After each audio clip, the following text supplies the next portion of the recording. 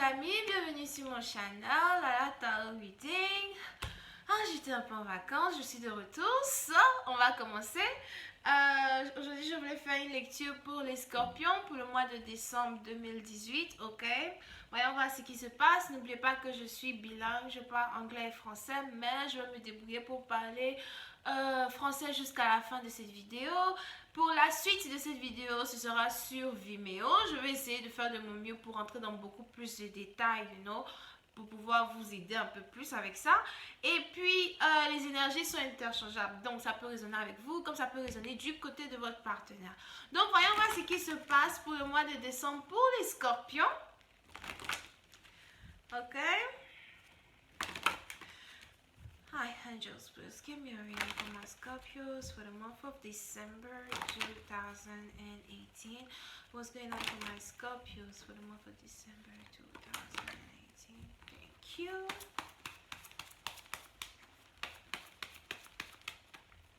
Okay, so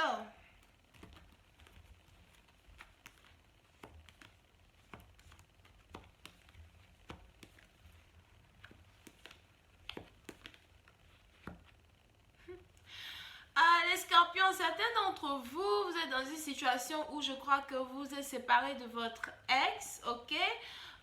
Il se pourrait que c'était une personne peut-être qui vit à distance, ou bien c'est une personne que vous aviez pour habitude d'aller voir, ou bien c'est une personne à qui vous avez rendu une certaine visite peut-être un jour dans le passé, etc. Et il y avait vraiment beaucoup de chemistry. Il y avait vraiment l'attirance, etc., etc. Et vous aimiez beaucoup cette personne. Il se pourrait qu'il y ait eu une situation où il a fallu que vous et cette personne-là, vous vous séparez. Soit cette personne est plus jeune que vous, soit cette personne est plus vieille que vous, ou bien cette personne a un enfant ou un animal, un chien, un chat, whatever, ok? On est dans une situation ici où soit c'est vous, soit c'est votre partenaire, mais il y a ici, soit c'est vous, soit c'est votre partenaire, mais il y a quelqu'un ici qui a envie de se concentrer beaucoup plus sur son travail.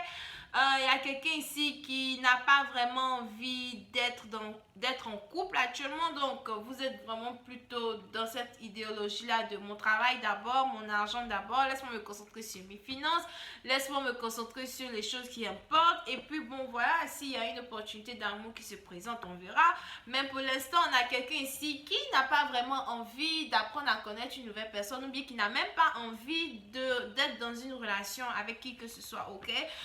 Il se pourrait que la raison pour laquelle vous n'avez pas envie d'être dans une relation avec qui que ce soit, peut-être c'est parce que vous savez que vous êtes amoureux de cette personne-là que vous avez laissé tomber, ou bien parce que vous savez très bien que vous avez réellement des sentiments pour cette personne-là et vous espérez que cette personne-là revienne dans votre vie. Pour une certaine partie d'entre vous, peut-être que vous refusez d'apprendre à connaître une nouvelle personne parce que vous espérez que cette personne-là revienne dans votre vie, que cette personne-là essaye à nouveau d'être avec vous, etc.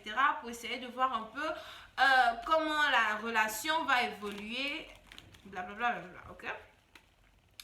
Voyons voir si je parle un peu plus de détails. Angels, please give me a reading for my Scorpios for the month of December 2018. Thank you.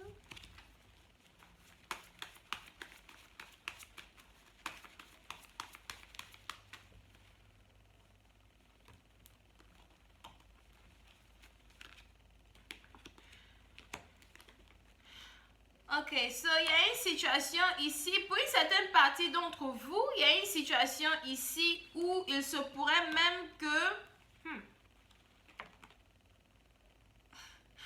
Ok, je sais pas pourquoi je pique ça, but... Il se pourrait qu'il, soit c'est vous, votre partenaire, il se pourrait qu'il y ait quelqu'un ici qui n'ait même plus envie d'aller au travail.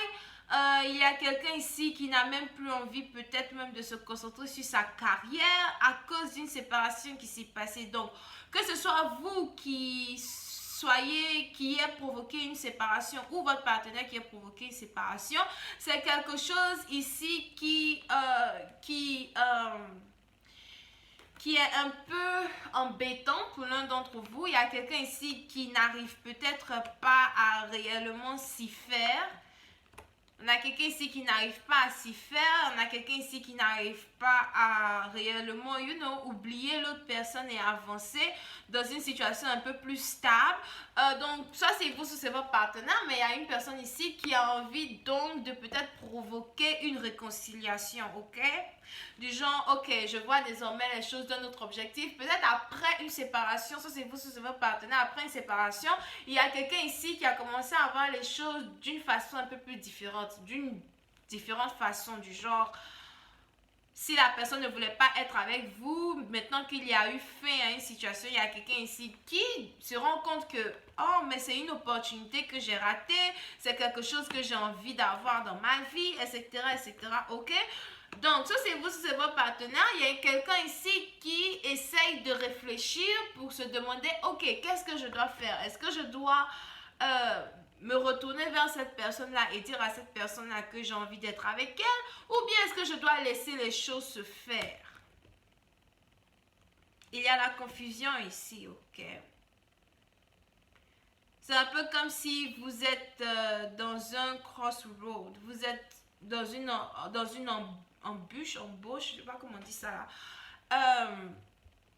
Du genre, vous vous demandez quel chemin prendre. Est-ce que je dois continuer ma vie et puis bon, voilà, on s'est séparés, c'est fini.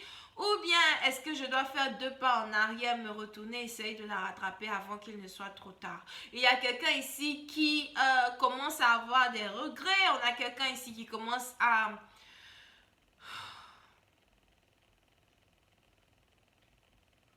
se remettre en question vis-à-vis d'une séparation, vis-à-vis d'une décision. On a une personne ici qui se remet en question. Parce qu'il y a confusion, ok? Quelqu'un est confus, du genre, il ne sait pas si le choix qu'il a fait de se séparer de son partenaire, c'était un bon choix, alright? Il y a une séparation qui a dû sûrement se passer parce que quelqu'un peut-être ne mettait pas les efforts qu'il fallait pour être dans une relation stable avec cette personne-là. On a quelqu'un ici qui n'investissait pas financièrement. On a quelqu'un ici qui n'invitait pas l'autre pour sortir, aller manger, invite-moi au restaurant, invite-moi au cinéma, invite-moi quelque part. On a quelqu'un ici qui ne faisait pas tout ça. Et il y a eu une situation où ça c'est vous, c'est votre partenaire, mais il y a quelqu'un qui en a eu marre et cette personne a dit, ok, comme c'est comme ça, basta, ok, moi je pars, j'ai plus envie d'être avec toi, ne m'embrouille pas, blablabla, blablabla. Ou bien il y a aussi eu peut-être une séparation mutuelle du genre 2 personnes qui se mettent d'accord pour ne pas être ensemble parce qu'ils ont l'impression que voilà, il n'y a pas d'effort qui est mis dans une relation pour faire avancer une relation ici. Mais aujourd'hui, on est dans une situation où c'est vous, c'est votre partenaire et il y a quelqu'un ici qui commence à se poser des questions, qui commence à se demander si... Ah, here we go. On a quelqu'un ici qui commence à se demander si... est-ce que j'ai bien fait de la laisser partir? Est-ce que j'ai bien fait de ne pas essayer d'être avec elle? On a quelqu'un ici peut-être qui... soit c'est vous, soit c'est votre partenaire. On a une personne ici qui n'avait pas envie de faire avancer les choses parce qu'il avait peur de dépenser de l'argent, mais il avait peur de perdre de l'argent, bien il avait l'impression que ça c'est vous, mais whatever, mais il avait l'impression que vous veniez vers lui pour ses finances ou bien juste parce que vous voulez juste être bien financièrement. On a quelqu'un aussi peut-être qui n'a pas vraiment d'argent et qui ne savait pas réellement comment expliquer à son partenaire, écoute, je ne suis pas celui ou celle que tu penses que je suis, je n'ai pas d'argent, je n'ai pas ceci, je ne peux pas te faire plaisir, stuff like that. Et c'est sûrement pour ça qu'il y a eu une séparation, ok? Peut-être qu'il y a une séparation ici parce qu'il y a quelqu'un qui avait envie que son partenaire voyage pour venir le voir. Et puis la personne a dit que non, moi je ne peux pas venir te voir, etc. Et puis l'autre a dit que ok, c'est toujours comme ça avec toi anyway. Tu n'as jamais envie de voyager pour me voir, tu veux toujours rester chez toi à la maison. Pourquoi c'est comme ça, blablabla, que quand c'est comme ça, c'est pas à peine qu'on reste ensemble. Et on a quelqu'un ici qui ne sait pas comment expliquer à son partenaire que, hey, je ne peux pas voyager pour venir te voir parce que j'ai pas d'argent pour voyager. Sinon, c'est pas que j'ai pas envie de te voir, ok? Ouh. Et c'est une situation qui a créé de la peine, heartbreak, and whatever. So, voilà les scorpions, c'était votre lecture pour le mois de décembre. Et comment ça s'appelle? Je vais continuer la lecture sur Vimeo pour tous ceux qui sont intéressés. Je vais continuer avec un autre genre de cartes pour essayer de rentrer dans un peu plus de détails. Et puis, bon, voilà, c'est tout pour aujourd'hui. Vous avez affaire ici à quelqu'un qui est taureau, taureau, capricorne. Non, non, non. Yeah. Taureau, capricorne, vierge, poisson, cancer, scorpion, balance, gémeaux, verseau. Je vois aussi bélier, sagittaire, poisson, mais bélier, sagittaire, lion, mais je vois beaucoup plus, cancer, scorpion, poisson, et puis capricorne, taureau et Capricorne, taureau et vierge. Ok, so voilà, c'était tout pour aujourd'hui. On se voit la prochaine fois pour la suite. Bisous et bye bye.